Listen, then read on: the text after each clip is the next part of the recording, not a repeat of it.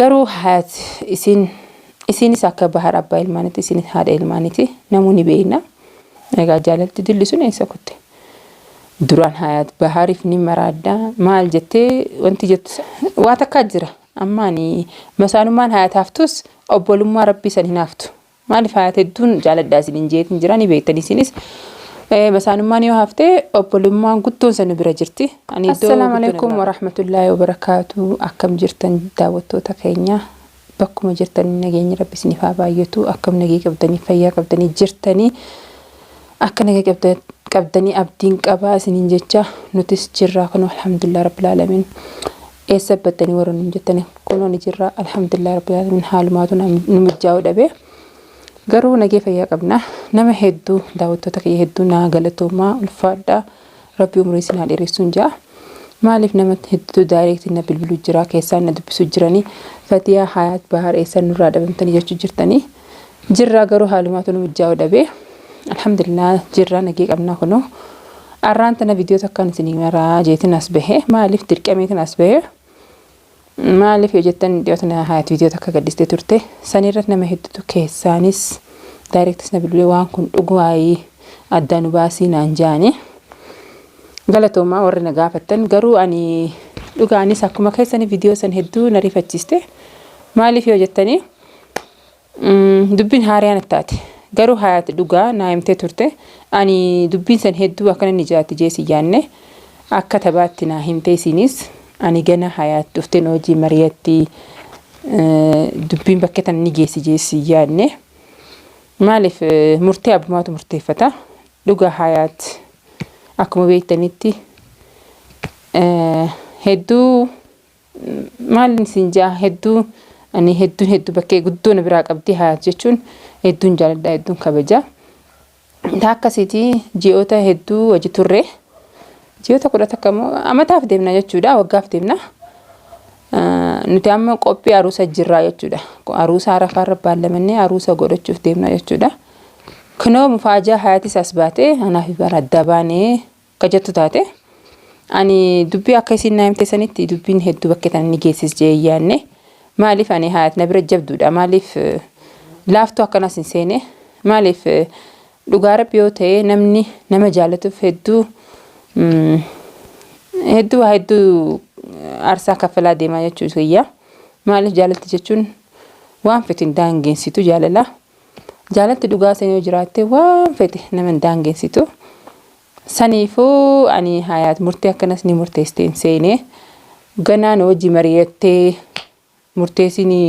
murteeffatti jeetin yaade isin immoo nu dubatti murteeffattee murtii kana gadhiifte jechuudha garuu maatii miti maaliif waa takka jira ammaani masaanumaan hayat haftus obbolummaa rabbii san hinaaftu maaliif hayat hedduun jaaladhaa isin jeetin jirani beektanii isinis masaanumaan yoo hafte obbolummaan guddoon san bira jirti ani iddoo guddoon biraa qabdi hayat arras borus wallahi itti sinaaru maaliif kun yoo ni taati jee rabbiin numa taati yoo ta'u battes hin taatu garuu ani murtee abbumaatu beekata ani hayat ummaa hayat hedduu tanarratti ummaa hayat waa takka jechuun barbaade hedduu ummaa hayat naa galatoomii wallahi ulfaadhu ummaatiyya maaliif bakka guddoon akkanatee hayat caalaa isin nu jaalattee nu qeebaltee waan kana akka xumuramuu fi akka ta'us kana cina dhaabbattee ummaa hayati ani family hayat amma akka isin jettetti adaadaaleensi maasi ani tana murteeffachuun danda'an maaliif eessa jiran ilaarra eega baharii fi hayat wal baranii baatii 10 dabarree jirra amma fuudhaaf kaanaan aruusaaf qophii eegallaan inta'uu abadan waan kun dhaabbachuu qabaa asbaanii jaanii jechuudha ilaarra eessa jirani duraammaa didin waan kana arraamiti duraanuu jalqaba irratti bahar akka abbaa ilmaanii ta'uu ni beekanii akka jaartii qabu ni beekanii hayatis ni beekti mataan sitootu bahar jaartii qabu ilmaan qabu jaalatti na fakkaata eega jaalatti isaanii barreetu anu dhagihee eega saanuu ayyamee waa hunda fudhadheetiin ayyame jechuudha eega duraan ni beekanii akka bahar abbaa ilmaan ta'e akka jaartii qabus ni beekanii eega irra isaa bahanirre duraanis jiranii arra bahanii waan kun dhaabbachuu qabaa jechuun isaanii hedduu na dhibde. Garuu kun hundi murteen Hayaatirra jirti. Hayaat dhugumaan jaalala Bahar yoo qabaatte isiin murteeffata. Garuu jaalalti dilli sun eessa kutte arra? Egaa jaalalti dilli sun eessa kutte? Duraan Hayaat Bahariif ni maraaddaa maal jettee wanti jettu san eessa kutte jaalalti sanarra? Arra faamiliin si dhaabbachuu jaanin ummaa siin taane garuu ummaa si yoo taate dhugaa haati haqa qabdi. Ilmoo si bakkee malee akka buutu sin feetu haadha jechuun ni beekna namu. Garuu ummaan si san qeebaltee nu hayyamtee nu jaalattee akka ilmaan siiti hayyamtee waan kana nu cinaa dhaabbachuu jirti. Faamiliin si ka duraan asin baaneen kun eessaa bee arra? Arra eessaa bahee abbaa ilmaanii akkamitti heerumtaa? Akkamitti maarree taataa? Kun hundi hedduu ani wallahi sammuun hin seenne hedduu dubbiin tun. Garuu Hayaat isinis akka Bahar abbaa ilmaaniiti isinis haadha ilmaaniiti namoonni beekna.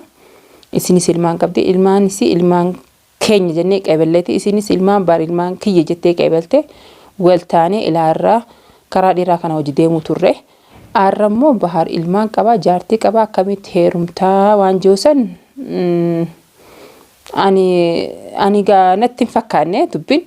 Garuu Hayaat isin ni beekti waan ta'e isin ni beekti dhugaa Rabbi yoo ta'e keezii biraa qabaattus tana taatus isuma beeka. Waan jechuu barbaadanii daawwattoota hedduutu kanarra komii kaasee ture. Duraanuu ni kijibdanii piraankii nu godhu jirtanii waa hedduu jaanii kaanis baga addaa baatan kajoos ni jira. Kaanis Rabbi walitti sinaa deebisu. Kun ni beektanii kan piraankii joos nuti gaa piraankiin dila kana piraankii ni goonaa jennis intiin jennu. Maaliif kun piraankii waan hin taane jechuudha piraankii miti.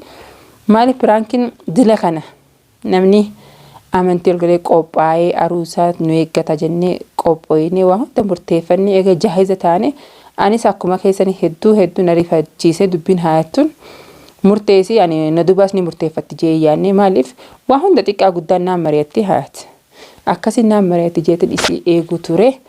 Kanarratti immoo Hayaat murteessii nu dubatti ani amma waan hedduu rifachiisee na mufachiises miidiyaa kanarratti akka hin baate dubbatteedha.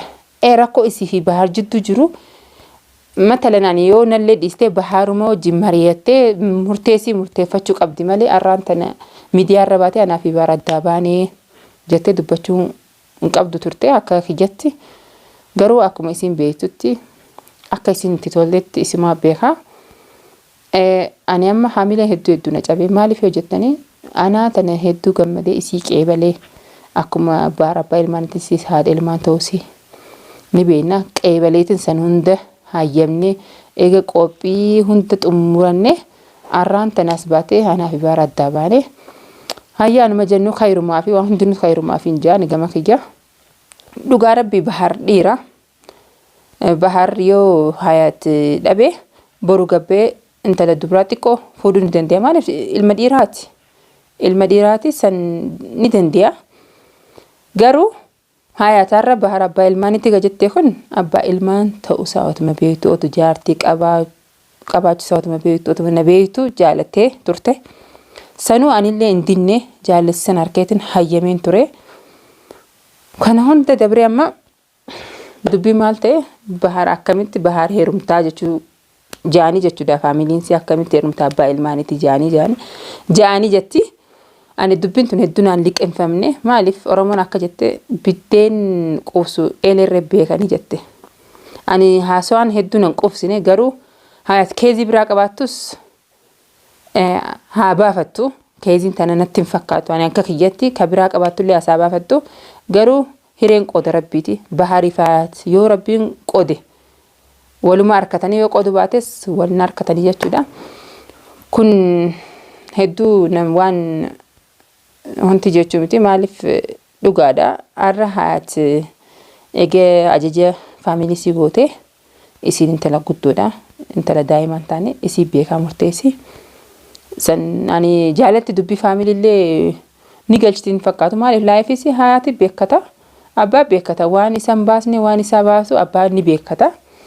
Ani gama kiyyaan ani haatisi yoo arraan tana haati silaan dura dhaabbattee didde naaru ture maaliif haadha haqa qabdi dantaa ilmoosiitiif haati ni beekti. Egaa waan ilmoosiitiif ta'uuf hin taane ni beekti. Saniifuu silaa har'a haati kaatee dubbatti waan kana dhaabbachuu qaba silaa jette aaratti hin qabu hedduutti hin gammada maaliif haadha jechuun nutis haadha ni beekna.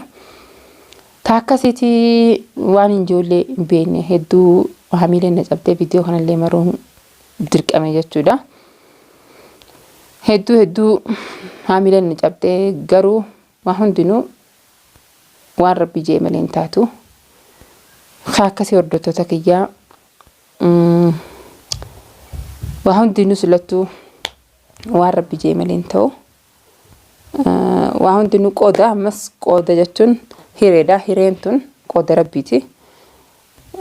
Kalee waan hunda waa takka na daangessu baarra jechuu turte anaafis wal beekna hedduu na beektiin hin beekaas waa takka dhufu sanaaf waa takka wal daangessu niin du'aan hin maraadha jettee akkasi turteeyyuu jaalala itti maraatuuf san jaalala itti niin du'aaf jettu san har'a eessa kute jaalalti san yoo jiraatte ani faamiliin kiyya dhugaa rabbi yoo haadhaaf abbaa kiyya ta'an malee faamiliin kiyya jireenya kiyyas naan beekanii jechuun naan murteessanii jireenya kiyya abbumaan murteeffata waan naa tole fi waan na miidhu fi waan naa ta'u anaaf beekata.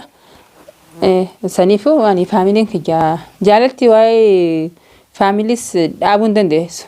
Bar ni beekna namoonni beektanii jaalalti haadhaaf abbaa namni gatee gara jaalala isaa goruus ni jira. Garuu kana hunda isumaa beekaa hayaat waan murteeffattes isii beekaa.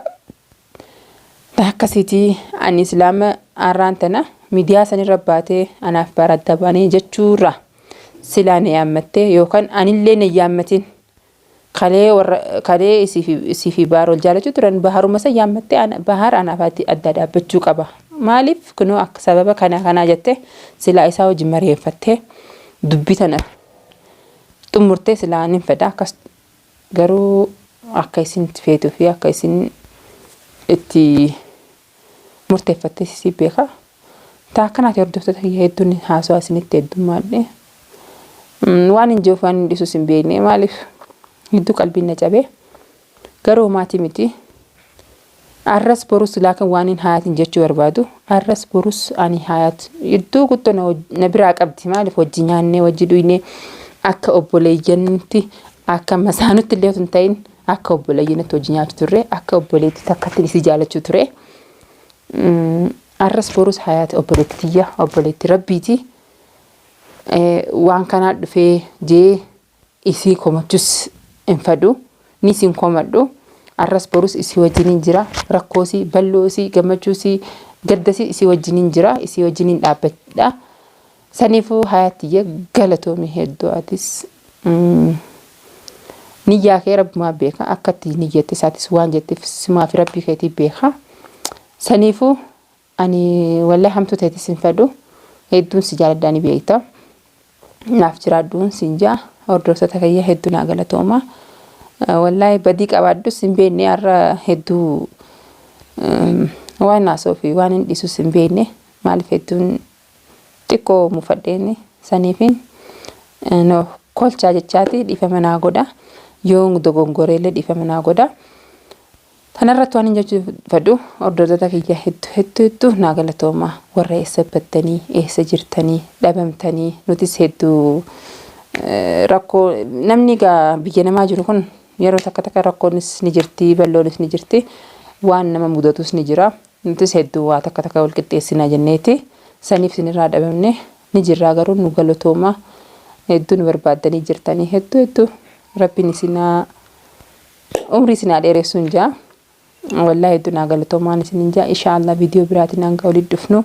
Assalaamu alaykum wa rahmatullahi wa barakaatuh.